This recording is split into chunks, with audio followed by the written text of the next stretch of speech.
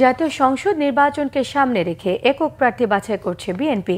শিগগিরই আসন ভিত্তিক একক প্রার্থীকে সবুজ সংকেত দেওয়া হবে, এ তথ্য জানিয়েছেন বিএনপির স্থায়ী কমিটির সদস্য সালাউদ্দিন আহমেদ। তিনি জানান, যথেষ্ট সাক্ষ্য প্রমাণ থাকার পরও আওয়ামী লীগের বিরুদ্ধে কোনো মামলা করেনি সরকার। নির্বাহী আদেশে কোনো রাজনৈতিক দলের নিষিদ্ধ চায় না বিএনপি। রিপোর্ট করছেন সিকান্দার মান।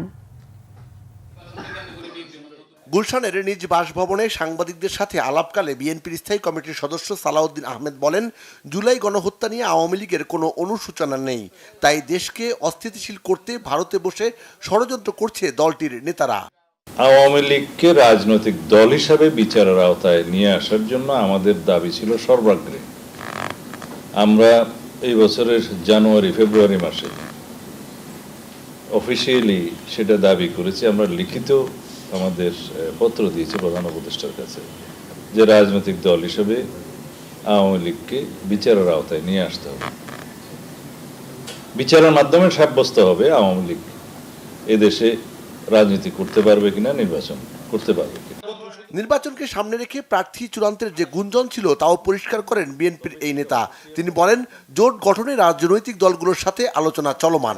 আমাদের প্রত্যেকটি আসনে একাধিক প্রার্থী আছে, যোগ্য প্রার্থী আছে, শুধু 2 জন নয়, অনেক আসনে আমাদের 5, 7 জন 10 জন পর্যন্ত যোগ্য প্রার্থী আছে।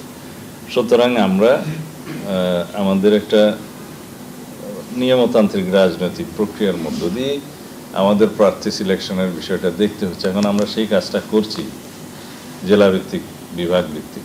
আমরা খুব শিগগিরই আসন ভিত্তিক একক প্রার্থীকে আমরা মাঠে কাজ করার জন্য আমরা গ্রিন সিগন্যাল দেব। তবে সেটা অফিসিয়াল হবে যখন আমরা তফসিল ঘোষণার পরে আইনানুগভাবে যেটা পার্লামেন্টারি বোর্ডের মাধ্যমে আমরা নমিনেশন দেব, সেটা তখন ফাইনাল হবে। জুলাই সনদ বাস্তবায়ন প্রক্রিয়াধীন জানিয়ে সালাউদ্দিন আহমেদ বলেন, সংবিধান ছাড়া অন্য সব বিষয়ে সংস্কারের জন্য একমত সব দল। একক সিকান্দার রেমান, বাংলা ভিশন, ঢাকা।